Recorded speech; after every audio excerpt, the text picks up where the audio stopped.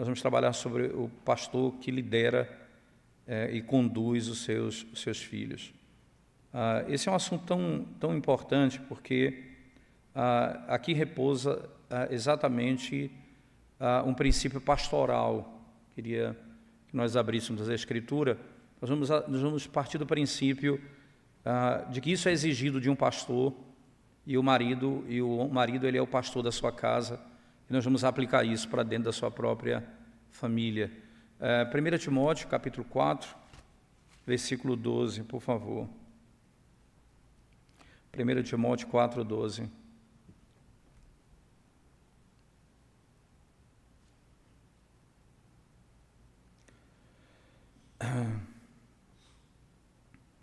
Diz assim a palavra de Deus, irmãos.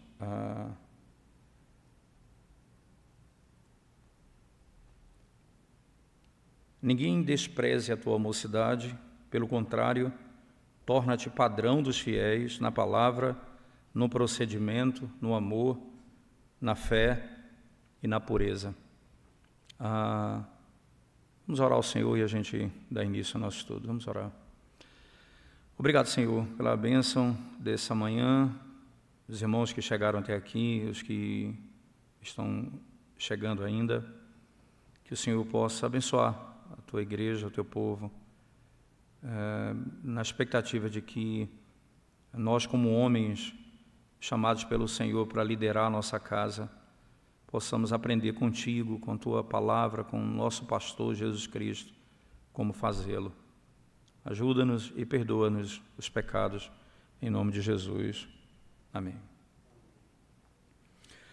O conceito aqui, irmãos, de Paulo a Timóteo é muito claro. Torna-te padrão, torna-te exemplo para os fiéis. E quando nós falamos em liderar filhos em particular, nós estamos falando não apenas em ordenar as coisas, não apenas dizer o que eles têm de fazer, mas servir nós mesmos de exemplos para que eles aprendam a fazer ou a viver como a Escritura nos ensina. E esse tema, ele é muito caro. Tem uma obra, irmãos, que foi publicada até pela Cultura Cristã algum tempo atrás, chamado Ser Pastor. É um dos melhores livros que eu já tive vontade de ler sobre a questão ministerial. Existe muita coisa boa sendo publicada, infelizmente não todas traduzidas para português, mas muita coisa boa tem sido publicada nessa área e tem sido de grande valor, tanto para a vida ministerial quanto para a aplicação para a família, tem sido de uma grande bênção, sem dúvida. E aqui nós podemos perceber, e aqui eu uso as palavras do próprio Charles Spurgeon, o famoso Charles Spurgeon, quando ele pega o versículo de Provérbios e diz assim: instrui a criança no caminho que deve andar, e aí ele conclui dizendo com as suas palavras: mas tenha certeza de que você mesmo anda por esse caminho. Instrui a criança no caminho que ela deve andar, mas tenha certeza de que você mesmo anda por esse caminho, como um exemplo para os seus filhos. O autor desse livro que eu mencionei, Ser Pastor, ele vai dizer uma coisa, um ponto que é o ponto de conexão com o nosso tema hoje, que é a importância do exemplo na condução dos nossos filhos e o pastor na condução do seu rebanho.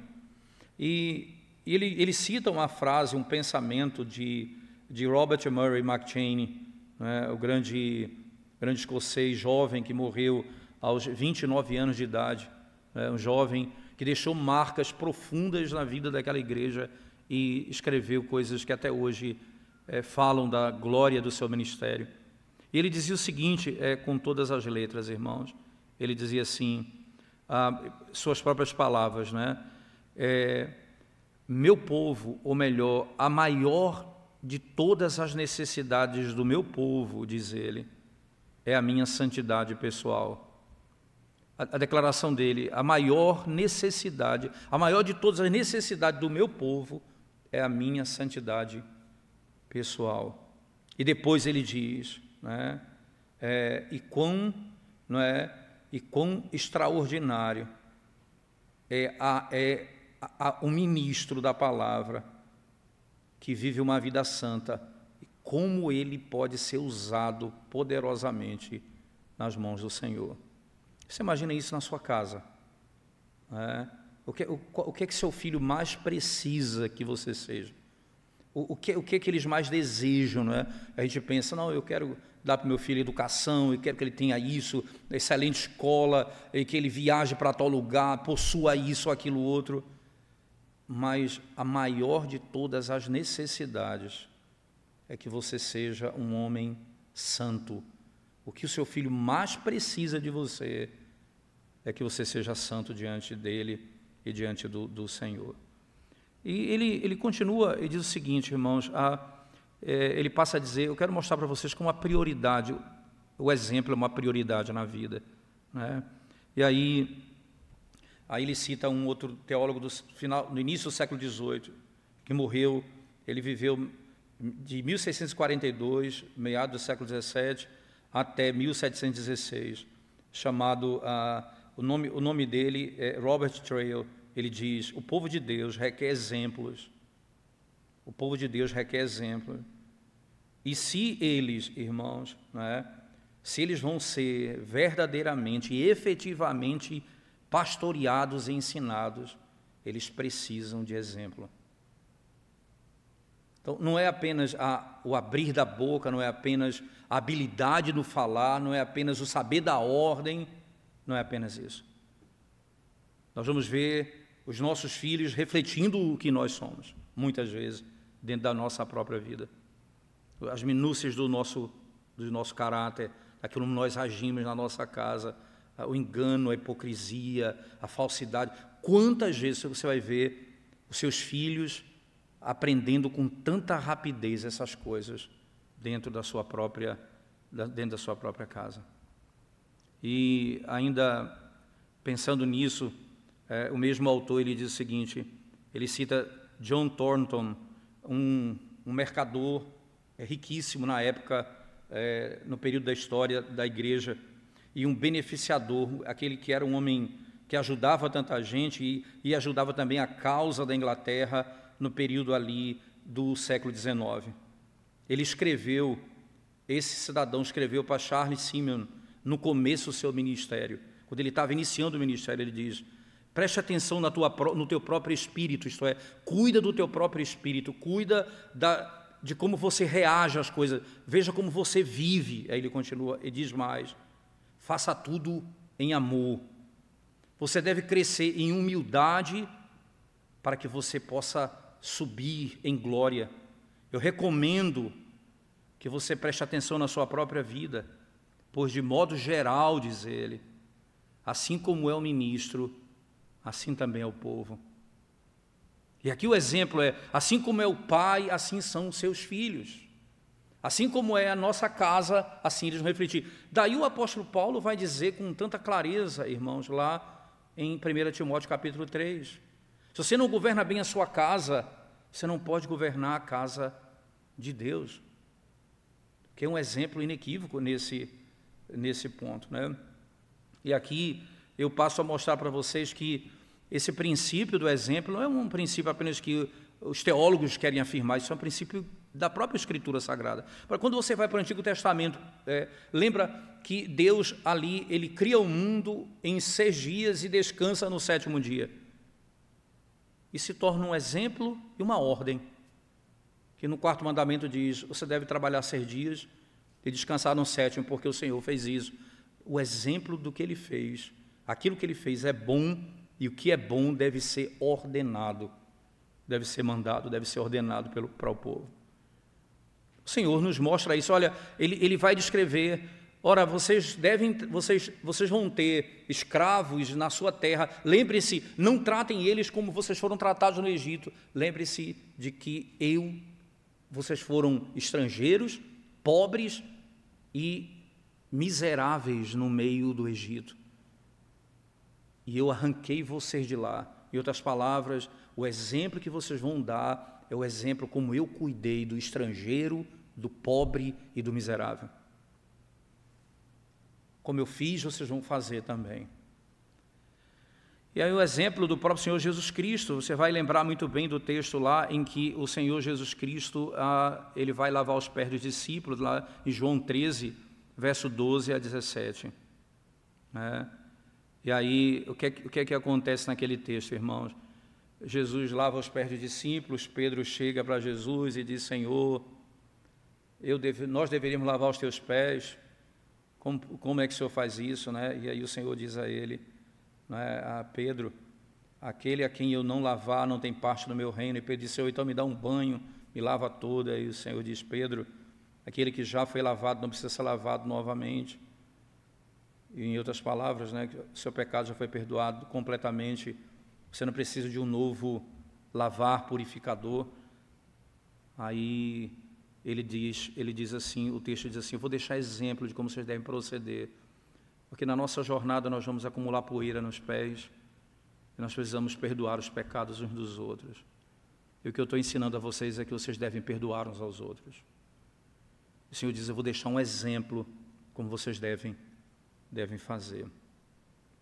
Quando você pega, por exemplo, irmãos, alguns textos que são gloriosos, né? Por exemplo, Romanos capítulo 15, veja, o que João faz ali no Evangelho é feito pelos autores do Novo Testamento no aspecto geral. Perceba lá em Romanos, abra sua Bíblia comigo, Romanos 15, versículo 2 e 3, o apóstolo Paulo diz assim, Romanos 15, verso 2 e 3, portanto, cada um de nós agrade ao próximo no que é bom para edificação, porque também Cristo não se agradou, veja que coisa, irmãos, a si mesmo, antes como está escrito, as injúrias dos que te ultrajavam caíram sobre mim. Paulo, ele pega a obra de Cristo assim, esse é o exemplo que vocês devem seguir. Cada um de nós agrade ao próximo no que é bom para a edificação, como Cristo fez exatamente da mesma maneira. Romanos capítulo 15, no versículo 7, veja ainda o que é que ele diz. Portanto, acolhei-vos uns aos outros, como também Cristo nos acolheu para a glória de Deus. Veja a quantidade de vezes que o exemplo de Cristo é usado. Então, façam isso porque Cristo fez isso conosco.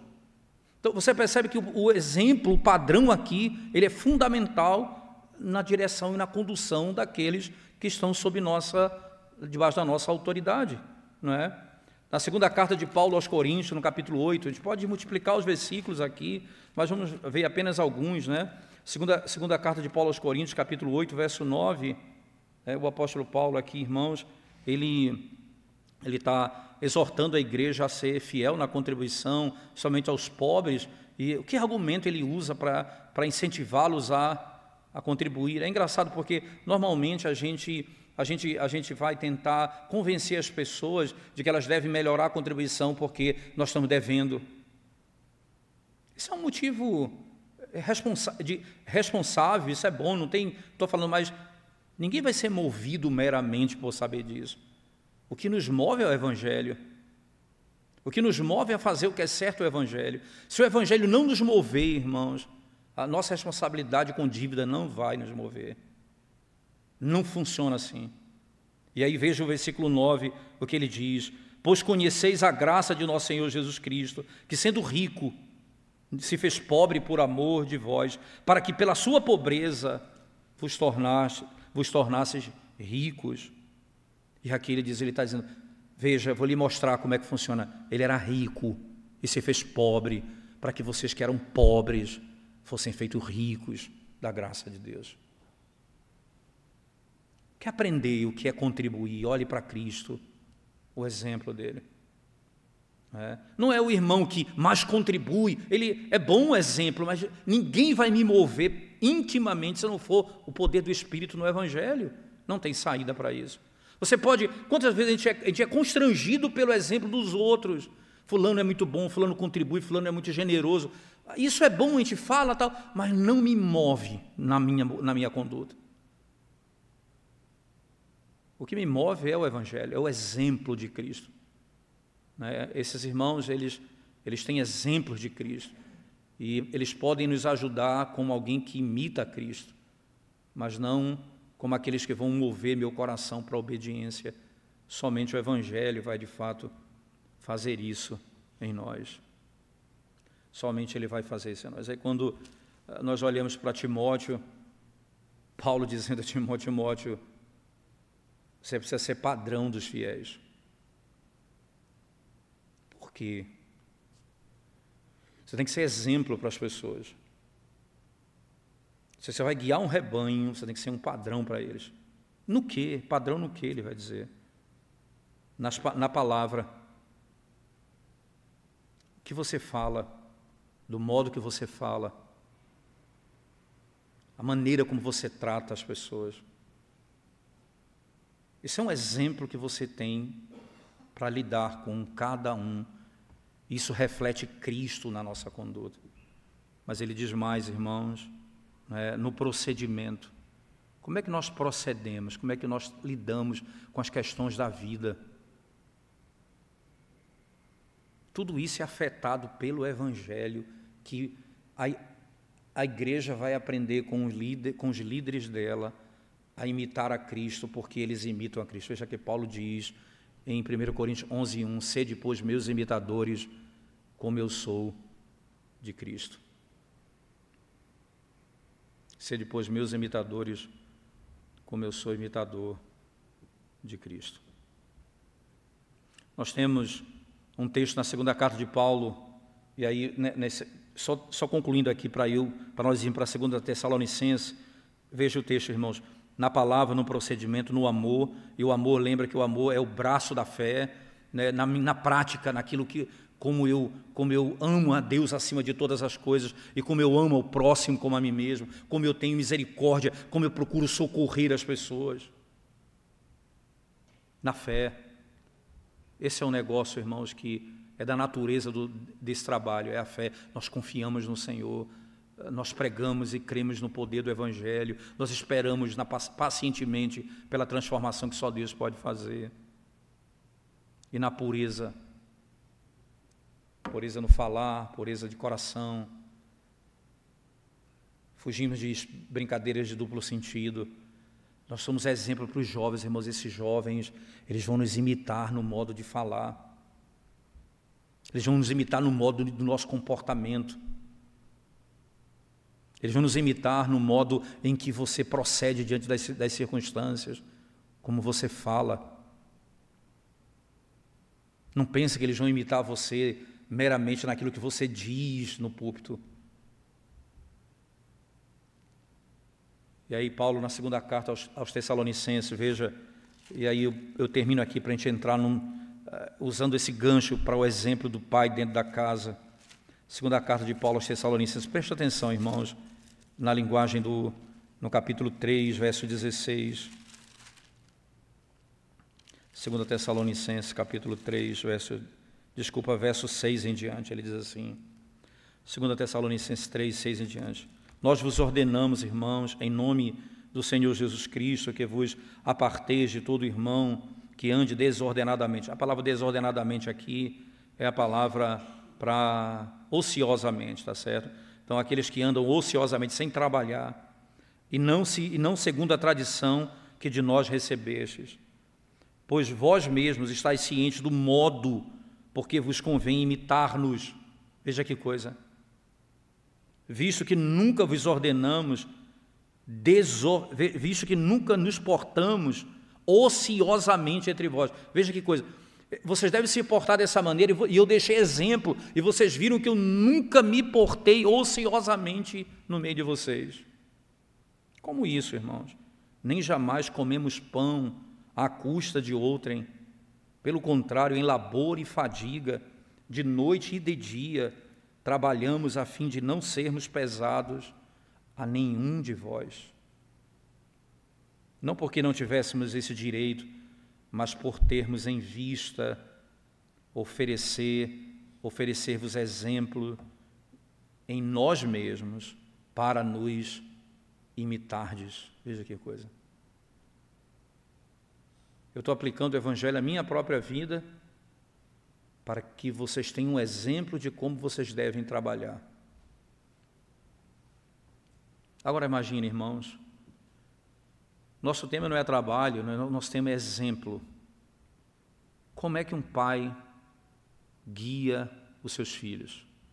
Como é que um pastor da casa, da família, ele lidera os seus filhos? E aqui eu quero, então, laborar com vocês sobre esse tema. Repetindo aqui as palavras de Charles Spurgeon: instrui a criança no caminho em que deve andar, mas tenha certeza, diz Spurgeon, de que você mesmo anda por esse caminho.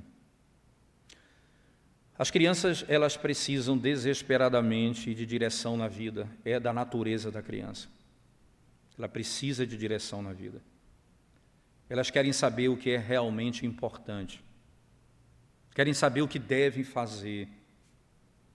Elas vão olhar para o pai, para a mãe, em busca de resposta nessas questões. Se as respostas não forem claras, eles vão procurar em outro lugar, nos colegas, na mídia, ou na cultura em geral, ou no modelo de vida que se impõe nessa sociedade.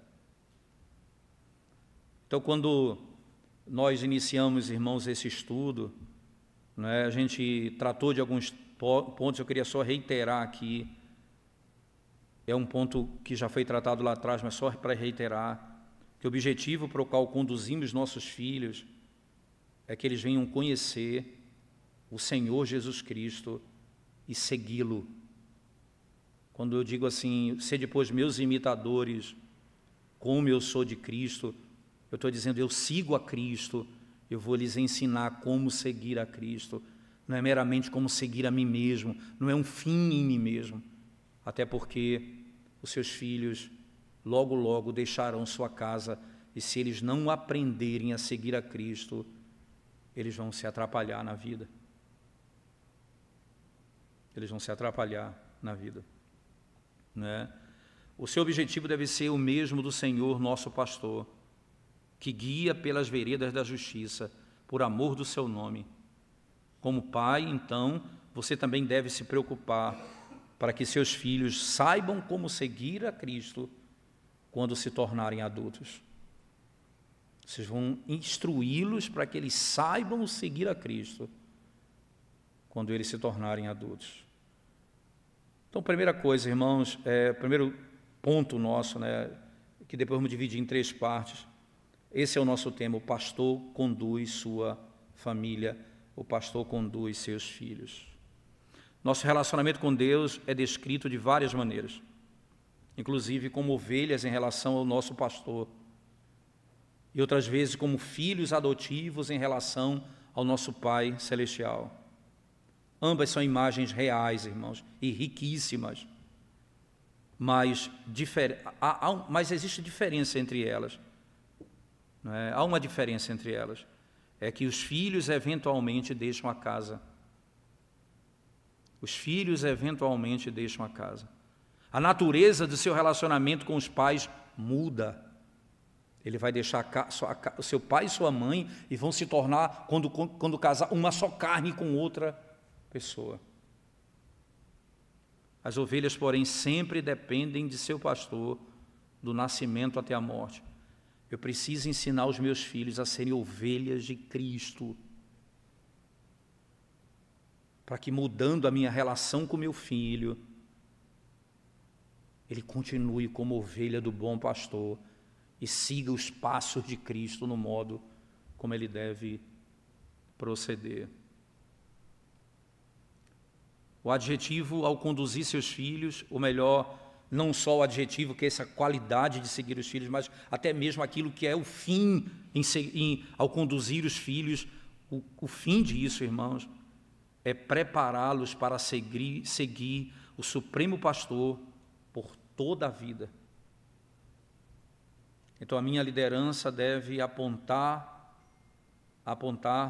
para aquele a quem você mesmo segue. Sede, pois, meus imitadores, como eu sou de Cristo. Como resultado, irmãos, 3 princípios devem marcar o modelo da orientação que você oferece aos seus filhos. Nós vamos ver três princípios aqui. Primeiro, conduza de acordo com princípios. Vamos lá, esse é o primeiro ponto. Conduza os seus filhos de acordo com princípios. Provérbios 3, versos 5 e 6, Provérbios 3 diz assim: confia no Senhor de todo o teu coração, e não te estribes no teu próprio entendimento. Reconhece-o em todos os teus caminhos, e ele endireitará as tuas veredas. Reconhece-o em todos os teus caminhos, e ele endireitará as tuas veredas. A verdade da palavra de Deus foi dada como fundamento para mostrar o caminho. A palavra, ela nos mostra o caminho. A verdade de Deus deve guiar você no exercício do seu trabalho. Veja, irmãos,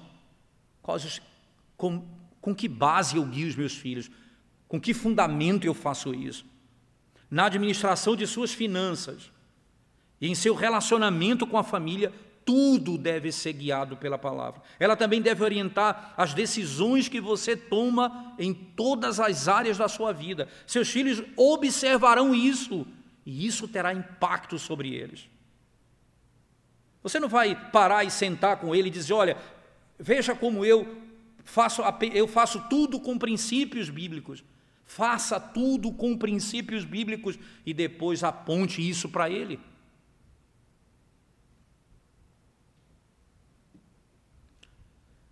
O autor chegou a dizer assim, irmãos, eu conheci pais que recusaram determinados empregos porque exigiriam que trabalhassem aos domingos. Sempre que possível, aproveite a oportunidade para explicar a seus filhos por que você tomou essa decisão. Por que você fez isso? Você vai proteger o coração do seu filho. Você está ensinando ele, meu pai toma decisão com base na palavra, e o que ele busca é a glória de Deus e o bem da nossa casa.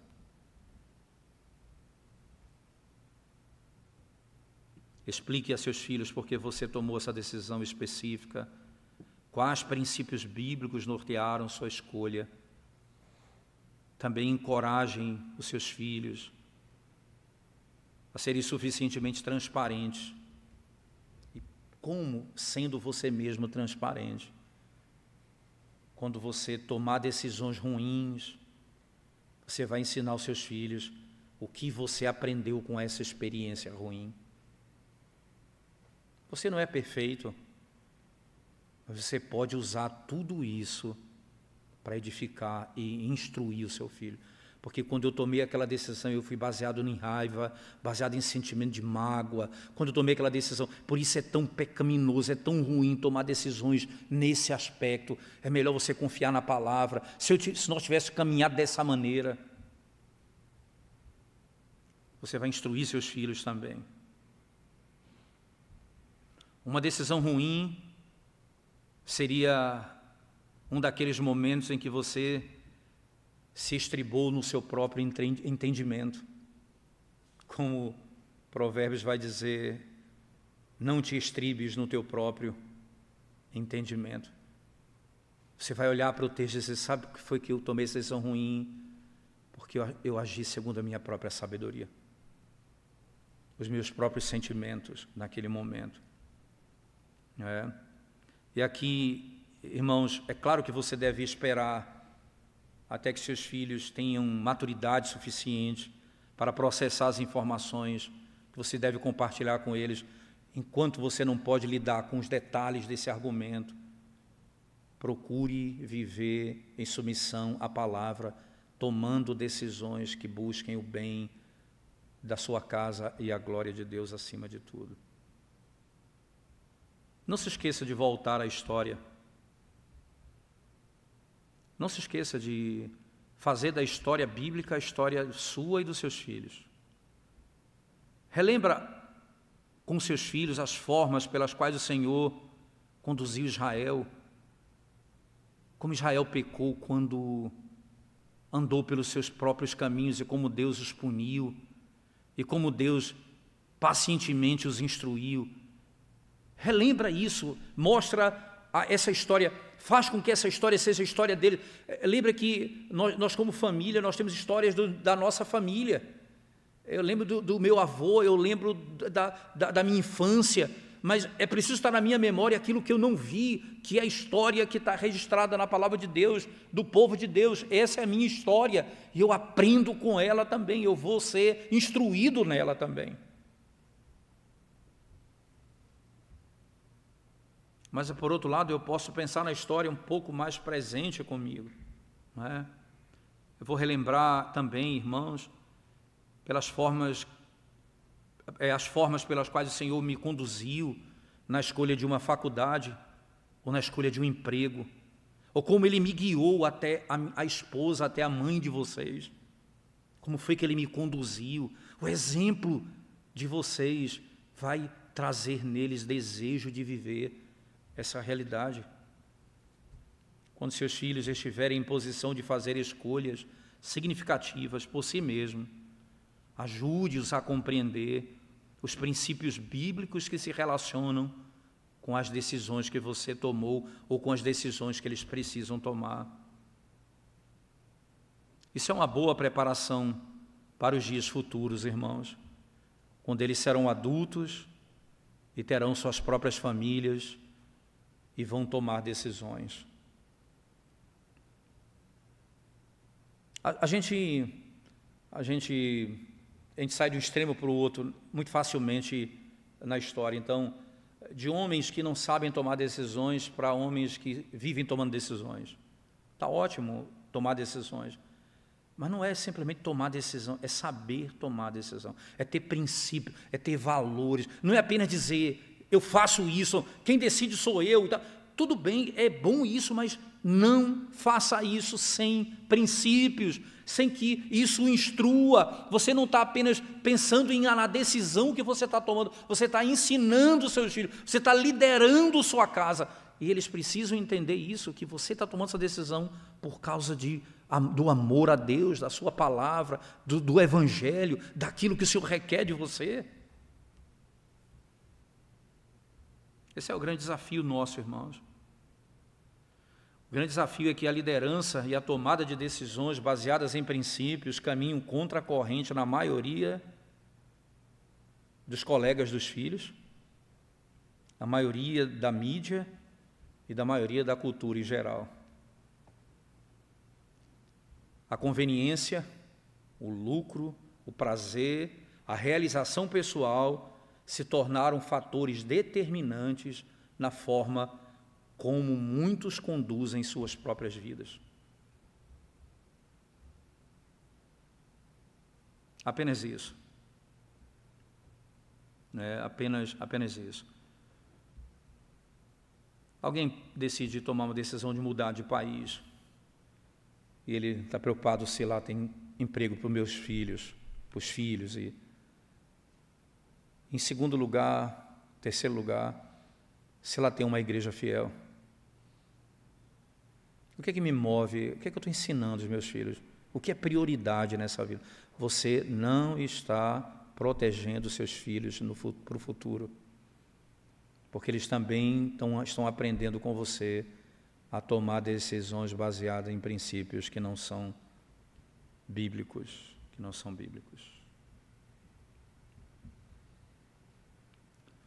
A conveniência, o lucro, o prazer e a realização pessoal muitas vezes se tornam os fatores das decisões. À medida que os nossos filhos observarem, irmãos, a sua liderança fundamentada em princípios, eles também verão a bênção do Senhor e, de modo esperançoso, desejarão andar pelo mesmo caminho. Você imagina, você toma uma decisão de não trabalhar no domingo, porque é o santo dia do Senhor, e você tem prejuízo financeiro por um tempo. Como é que você protege seu filho? Não é porque você vai ganhar mais dinheiro na segunda que você vai mudar de opinião. O princípio é o que é mais importante para nós. Qual é a maior riqueza que nós temos? Onde está o nosso coração? Qual é o meu maior tesouro?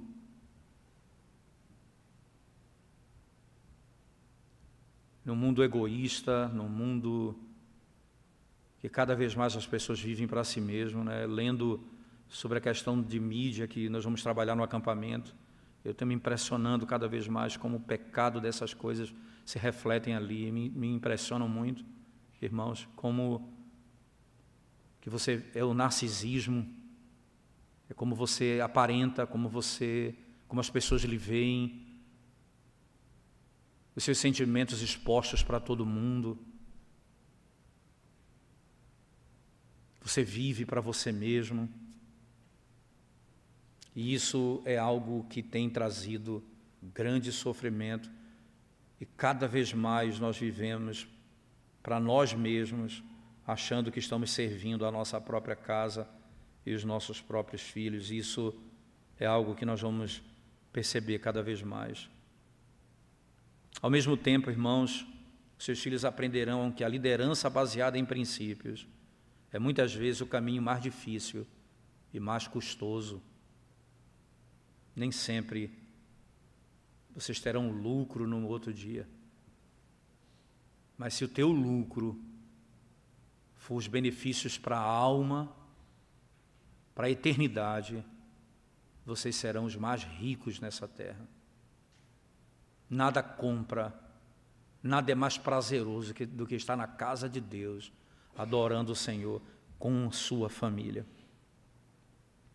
Eles aprenderão que o caminho certo, frequentemente, não é o mais fácil. Tem custo. Tem custo.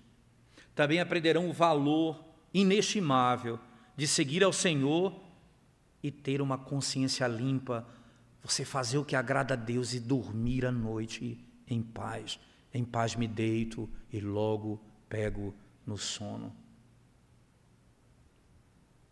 De que me adianta ganhar o mundo se amanhã minha alma for requerida? O que farei? Primeiro princípio que um pastor da sua casa deve liderar o seu filho é conduzir o seu filho de acordo com princípios bíblicos. Segundo aspecto, irmão, segundo princípio, liderar por exemplo ou pelo próprio exemplo. Certo? Aqui é interessante, está um pouco ligado ao anterior, mas tem um detalhe importante. Estreitamente relacionado ao elemento da liderança, baseado em princípios, está o ato de liderar pelo seu exemplo pessoal. Afinal, você pode exaltar os benefícios dos princípios bíblicos, mas se não os seguir em sua própria vida, acha que os filhos irão segui-los? Em Deuteronômio, no capítulo 6, nós normalmente, quando lemos o capítulo 6, nós lembramos do que, como os pais devem ensinar os seus filhos, e ele diz assim, né, no versículo 7, tu as inculcarás a teus filhos, e delas falarás assentado em tua casa. Ele vai mostrar, né, como você vai fazer, mas no verso 6 ele diz, essas palavras que hoje te ordeno estarão no teu coração. Primeiramente, a própria vida pessoal, então a instrução dos meus próprios filhos. Né? Uma das críticas mais comuns feitas para qualquer líder é a hipocrisia. É a de que são hipócritas. Faço o que eu digo, não o que eu faço. Muitas vezes esse é o lema que percorre a vida de muitos. Mas se você realmente deseja influenciar seus filhos para o Senhor, essa abordagem não funcionará. Você não vai conseguir influenciá-los apenas dizendo o que eles devem fazer, se você mesmo não fizer. As coisas que realmente importam para você são aquelas para as quais você abre espaço em sua própria vida. É tão importante que eu estou dizendo isso a você, que isso tem lugar no meu coração. E seus filhos observam isso. Seus filhos observam isso, irmãos. Né? Eu me impressiono, irmãos, que a gente encontra isso, né? Quantos jovens chegam para falar dos conflitos que eles têm com seus pais, né? E daquilo que eles odeiam neles, nas práticas deles, no pecado deles. Tantas vezes eu recebi jovem no gabinete falando das lutas nesse sentido. E aí você deixa o jovem falar. Quando você menos espera, ele está fazendo exatamente a mesma coisa que ele mais odeia no pai ou na mãe.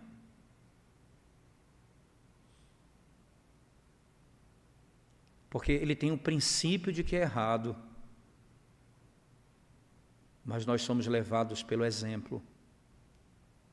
A prática do que nós estamos vendo vai forjar o nosso caráter muito mais do que aquilo que falamos para eles.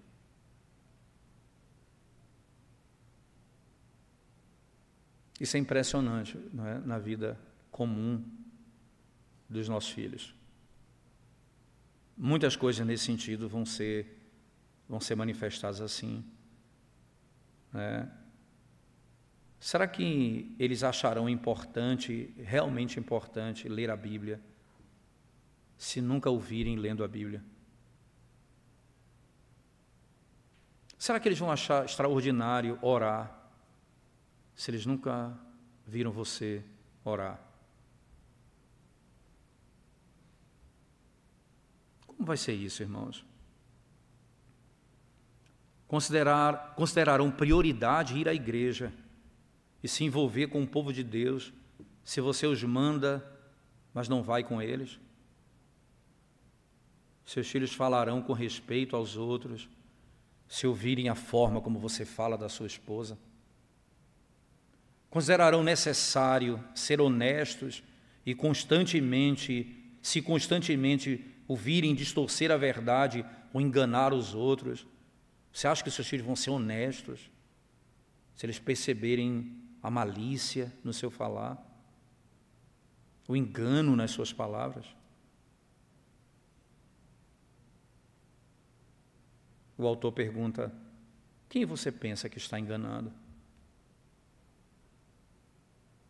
Na realidade, o que muitas vezes comunicamos aos nossos filhos é que é mais importante chegar à prática do futebol, basquete, do que a igreja.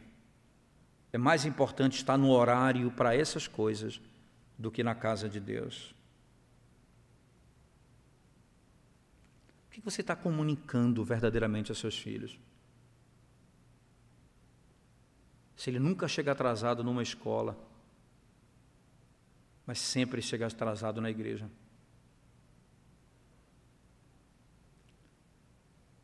O que você está exatamente instruindo o seu filho?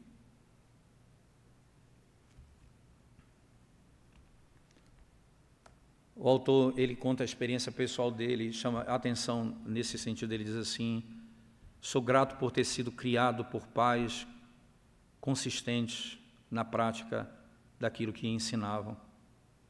Meus pensamentos se voltavam para o comprometimento deles com a nossa pequena igreja na Pensilvânia. Minha mãe era completamente envolvida nas coisas da igreja. Meu pai dedicado completamente às coisas do reino.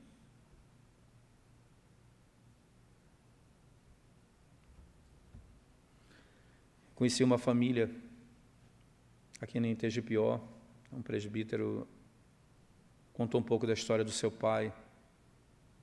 É engraçado que hoje em dia, quando a gente fala do dia do Senhor, muita gente diz: isso aqui é coisa radical, coisa nova, mas muitos presbíteros, irmãos, mais velhos, ensinavam isso no passado não muito distante aqui. Eu fui criado na minha cidade, claro que não havia uma plenitude do entendimento desse tema, mas nós não tínhamos direito de praticar esporte ou qualquer coisa no dia do Senhor. Era para ir para a igreja e adorar o Senhor. Havia um conceito muito claro.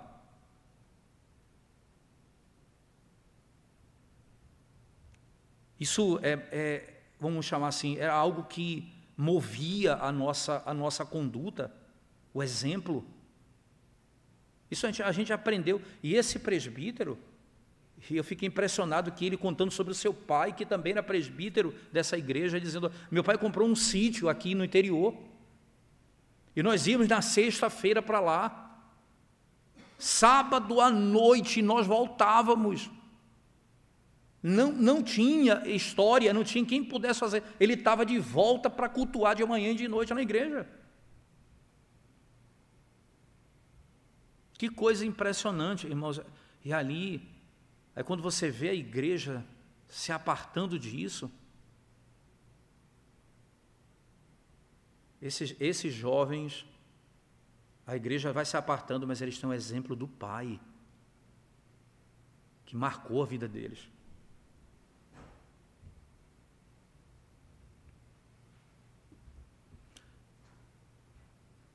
Imagina, irmãos,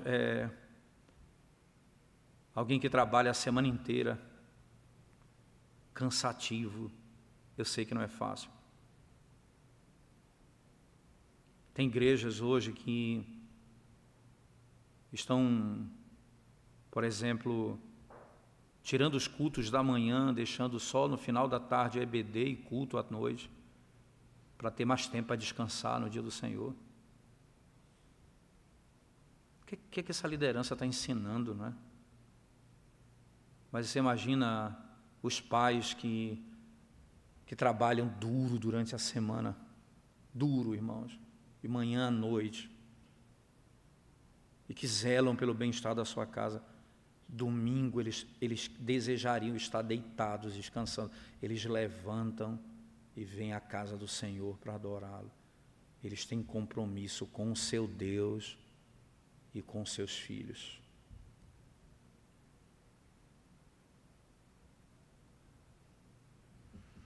Um pastor famoso aqui no Brasil, não vou citar o nome dele, para evitar, mas foi extraordinário. Eu poderia testar porque é uma história bonita e positiva. Um colega que estudou no seminário, que ele era professor, conta que um dia ele vinha com o filho dele, atravessando a rua para ir para a igreja. Ele estava todo de paletó e o filho segurando a mão do filho. E passou um ônibus, era time de futebol mineiro, foi em Belo Horizonte isso. E aí, alguém cuspiu no rosto dele, de dentro do ônibus. Ele disse que ficou revoltadíssimo, mas ele viu o filho. Ele disse, que exemplo eu vou dar para meu filho? É uma coisa impressionante você pensar nas gerações que se seguem. Como nós reagimos a essas coisas. A injustiça, ao mal que nos sobrevém.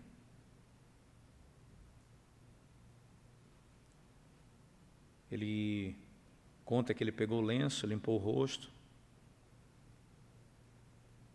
Disse para o filho, os homens são maus, mas nós vamos seguir para a casa de Deus, onde nós vamos adorá-lo, porque Deus é bom. E foram embora para adorar o Senhor. Dr. Jobic conta que muitas vezes algumas vezes ele se sente muito fraco para pregar a palavra e às vezes inabilitado até.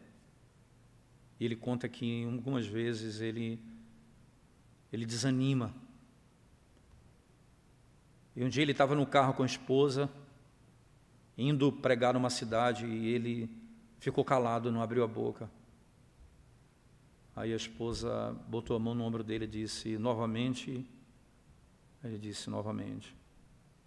Aí ela orou por ele. E ele foi desafiado pela oração dela, diz ele, a lembrar, há uma nuvem de testemunhas ao meu redor. Os santos que venceram, que foram provocados, destruídos. Ele diz, mas também existe a minha igreja, existe a minha esposa, existem os meus filhos, existem as minhas ovelhas. Eu vou continuar apesar de mim mesmo. o compromisso que nós temos com aquilo que é a educação do outro e o ensino do outro. Nós passamos por cima da nossa própria honra e glória pessoal. Poderíamos dizer, irmãos, né, como facilmente nós podemos perder o exemplo que nós podemos dar para os outros na hora exata, quando não agimos dessa maneira. Isso especialmente com os nossos filhos. O autor conta a seguinte história. Certa vez tivemos um membro da igreja que era muito entusiasta com o nosso ministério. O autor fala, esse indivíduo, ele fazia e amava o nosso ministério. Ele deixava claro que amava a igreja e que gostava das minhas pregações. Eu, porém, ficava perplexo quanto ao motivo de sua família nunca ir com ele. Quando perguntei, ele disse que estava orando por eles e esperando que um dia o acompanhassem. No entanto, após algumas visitas à sua família, descobri que ele era um forte beberrão e, nesse estado, tornava-se abusivo. Sua bebida também afetava sua capacidade de manter seu emprego e sustentar sua família. Ficou evidente, diz ele, para mim, que sua hipocrisia anulava sua credibilidade diante da família. Por que os meus filhos não me seguem? Apesar dos nossos melhores esforços, irmãos, os filhos não vão ser persuadidos a seguir ao Senhor ou frequentar a igreja se nós não formos um exemplo para eles. Eles receberam, nesse caso, uma imagem errada e negativa do que significa seguir a Cristo. Tudo isso deve encorajar cada um de nós aqui, irmãos, a levar a sua própria caminhada com Cristo mais a sério. Busque a graça dele para poder dizer a seus filhos o que Paulo disse: sede, pois, meus imitadores, como eu sou de Cristo. Terceiro e último princípio: guie os seus filhos para que eles aprendam a buscar sábios conselhos. Instrua os seus filhos a procurarem conselhos sábios. Provérbios 15, 22 diz assim: onde não há conselho, fracassam os projetos, mas com a multidão de conselheiros eles se estabelecem.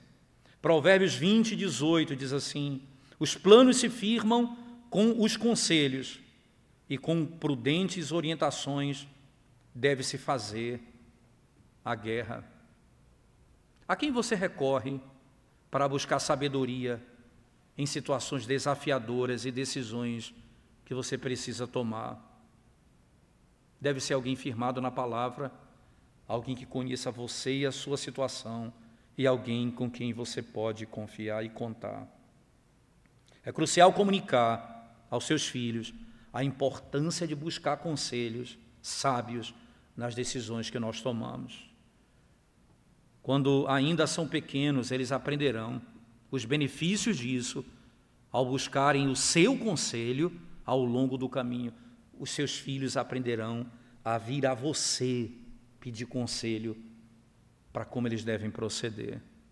E com esperança, mesmo quando forem adultos, ainda procurarão o seu conselho nas decisões que tiverem de tomar.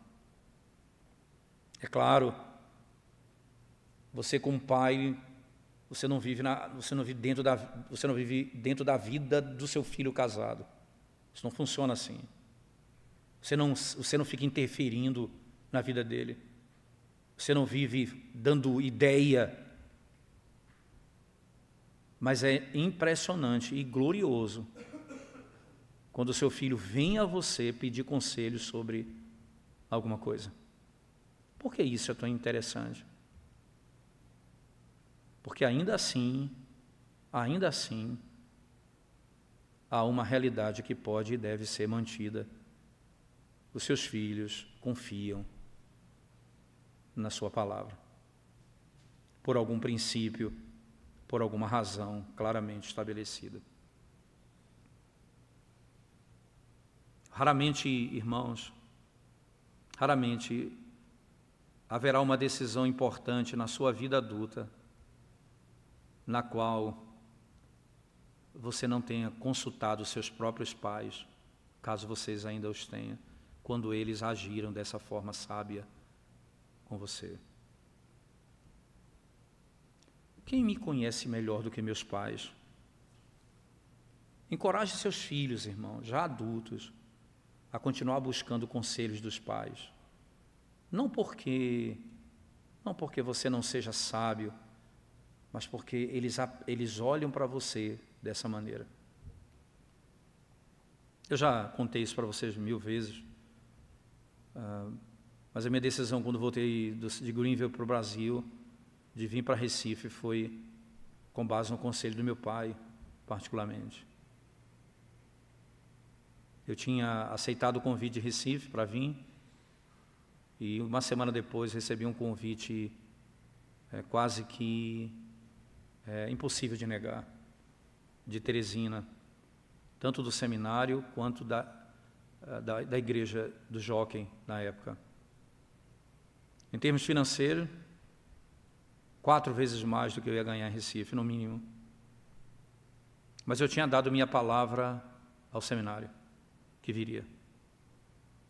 Aí meu coração apertou, porque fui criado com esse princípio, a minha palavra vale mais do que qualquer documento, e eu tentei encontrar um caminho para me sair disso. E liguei para o meu pai para ter certeza que eu não estava indo além daquilo que eu estava fazendo, do que era certo. E ele me disse, então, essas são as palavras dele: um homem, quando dá a palavra, ele guarda até mesmo com prejuízo. E a palavra simples, irmãos, se você negar, se você for para Teresina, as portas em Recife se fecharam. Se você ficar em Recife, as portas de Teresina não se fecham, porque eles olham para você como um homem digno que cumpre suas palavras. Aí eu procurei o pastor da igreja, o pastor Mari Martin, lá da Fellowship, contei para ele a situação, ele disse: escute seu pai, é um homem sábio. Naquele dia meu coração se aquietou e eu segui o caminho que eu tinha que seguir. Como é bom você poder voltar para casa e ouvir sábios conselhos. Como é importante isso. Crie os seus filhos, não para que dependam de você, longe disso, mas que numa necessidade eles possam retornar a vocês em busca de conselhos sábios para a própria vida. Quase tão importante quanto isso, irmãos, é treiná-los para reconhecer o que é um conselho sábio. Não basta apenas procurar conselho, é distinguir um conselho. Um conselho baseado em princípios e não movido pela conveniência. Era mais conveniente ganhar mais, era mais conveniente aquela situação. Mas qual o princípio que está em jogo aqui? O que é que eu vou ensinar para os meus filhos aqui? Isso é crucial, pois existem muitos outros tipos de conselho por aí. Provérbios 12:5 diz: os pensamentos dos justos são retos, mas os conselhos dos ímpios são enganosos. Os pensamentos dos justos são retos, mas os conselhos dos ímpios são enganosos. Ensinam seus filhos a não buscarem conselhos com os colegas do mundo, na prática da iniquidade, que vivem fora do Evangelho, aqueles que querem destruir a sua vida. Imagina dentro de uma universidade o seu filho sendo tentado a abandonar tudo aquilo que ele aprendeu, mas ele ama a verdade, ama o ensino dos seus pais, e aquelas pessoas são vistas como inimigas do ensino que eles receberam. Eles não darão ouvidos a eles. O que o escritor de Provérbios está incentivando é a busca por conselhos sábios. Há muitos que poderiam enganar seus filhos. Essa é uma das razões pelas quais você precisa conhecer os amigos deles, que estão entre as maiores influências sobre a vida deles. George Barney escreveu: é claro que a maioria dos adultos afirma que os pais deveriam ter a maior influência sobre os filhos. O que pode ser mais surpreendente, no entanto, é a quem os pais identificam como a maior influência sobre os seus filhos: outros jovens. Outros jovens. Esses amigos podem ter o mesmo fundamento ou os princípios orientadores que você ensinou aos seus filhos. Tudo bem. Incentive-os a trazer os amigos para a sua casa, para que você possa conhecê-los, mas cuidado para não julgá-los rapidamente e desencorajar a amizade por motivos errados. Ele conta a história de um detalhe interessante. Ele conta a história de um jovem na igreja que falou isso a ele. Disse: eu tenho um amigo que bajula minha mãe e ela o adora. Ele se oferece para ajudá-la em casa e ela acha que ele é o melhor garoto do mundo. Mal sabe ela, mas meu melhor amigo se veste meio desleixado. O inglês dele não é muito bom, mas ele é realmente uma pessoa boa e um grande amigo. Tudo que ela vê é a aparência dele. Ele não faz nenhuma das coisas que aquele que a minha mãe adora faz. Por exemplo, ele usa drogas e minha mãe não sabe.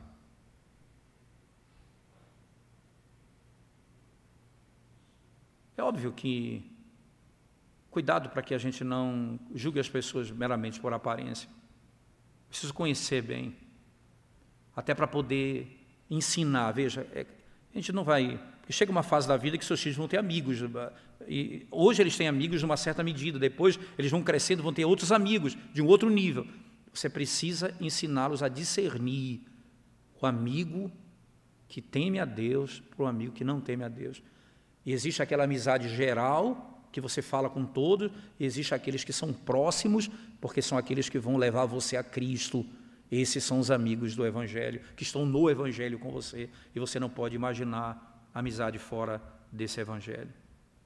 O ponto, irmãos, é o seguinte: você deve tomar cuidado para não julgar os amigos apressadamente, e deve expressar preocupação pelas razões corretas, porque você vai ensinar o seu filho a se preocupar com aquilo que é essencial, isto é, cuidado com as coisas que são do coração, daquilo que ele pratica e que os outros não veem. Você precisa instruir para que ele, percebendo tais coisas, ele fuja. Isso também ensinará aos seus filhos a terem discernimento. Quando eu tenho discernimento para julgar essas coisas, eu ensino os meus filhos a também ter discernimento. À medida que eles crescerem, amadurecerem e se tornarem mais sábios, incentive-os a fazer amizade com aqueles que precisam ouvir o Evangelho. Dessa forma, você os treinará a serem sal e luz na escola e na vizinhança. Como é que você pode fazer? Não é ser amigo íntimo, mas conhecer pessoas em que eles podem influenciar com o Evangelho. Eles estão maduros o suficiente e eles podem compartilhar. E você está observando, você está avaliando aquilo, ainda antes deles saírem da sua casa. Você vai treinando eles para que em cada circunstância você possa orientá-lo, você possa ajudá-lo. Quando ele sair de casa, ele aprenda tais coisas com mais sabedoria e aplique isso na sua própria vida. A chave, então, irmãos, é discernir quando seus filhos já estão sábios o suficiente para serem os que influenciam e não os que são influenciados. Você vai treiná-los para saber: os meus filhos estão prontos para influenciar os outros, para servir os outros, para dar glória a Deus na vida dele. Um autor, no comentário desse texto, pergunta: buscamos intencionalmente o conselho sábio de outros que são profundos conhecedores da palavra de Deus? Todos nós precisamos de alguns trilhos, caminhos bem marcados, que seguimos mesmo quando os passos de nossos companheiros mais próximos se desviam por atalhos tentadores. Nós precisamos ter um trilho e segui-lo, mesmo quando os nossos amigos pegam um trilho distinto para um outro lugar. Você tem um caminho, você segue esse caminho. Não é a amizade que te conduz, é a verdade que você aprendeu a amar, discernir, aplicar, amar, servir. É ela que vai te conduzir, mesmo quando aqueles que andam com você se afastam do Evangelho.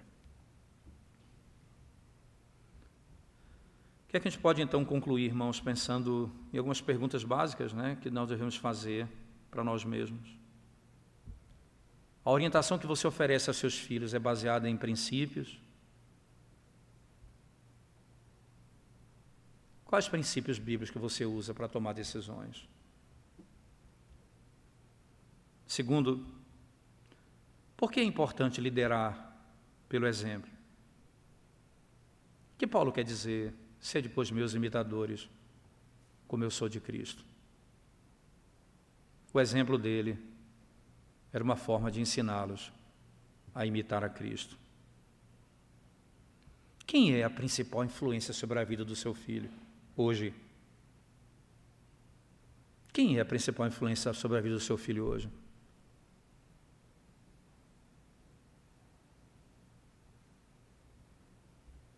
Se o seu filho, acho que a maioria de nós aqui não tem filhos para ter amizade fora, né? Ainda não temos essa luta. Mas quando chegar o tempo, nós conheceremos bem os amigos dos nossos filhos, nós sabemos quem são eles. Quarto e último, seu filho se sente à vontade para procurar você em busca de conselho? Ele vem a você em busca de conselho, ele procura você? Se não, por quê? Por que ele não vem a você? Se ele não faz isso agora, certamente não fará como adulto. Treine o seu filho, para que ele veja em você aquele que imita a Cristo, para que ele aprenda a imitar a Cristo. Ele busca os trilhos do Evangelho para seguir nesse mundo que tanto se aparta de Deus, mas ele seguirá firme nesse propósito. Aqui, irmãos, nós concluímos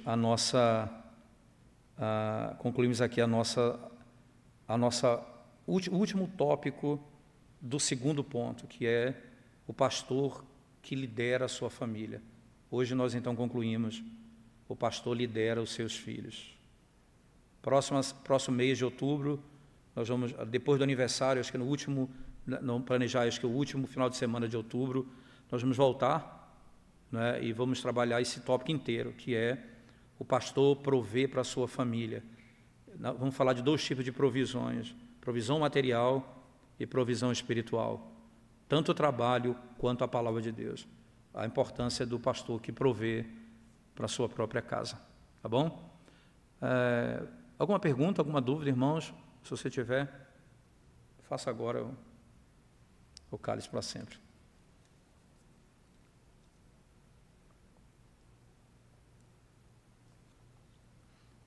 Eu tenho 6 copos desses. Quando terminar o 6º, eu...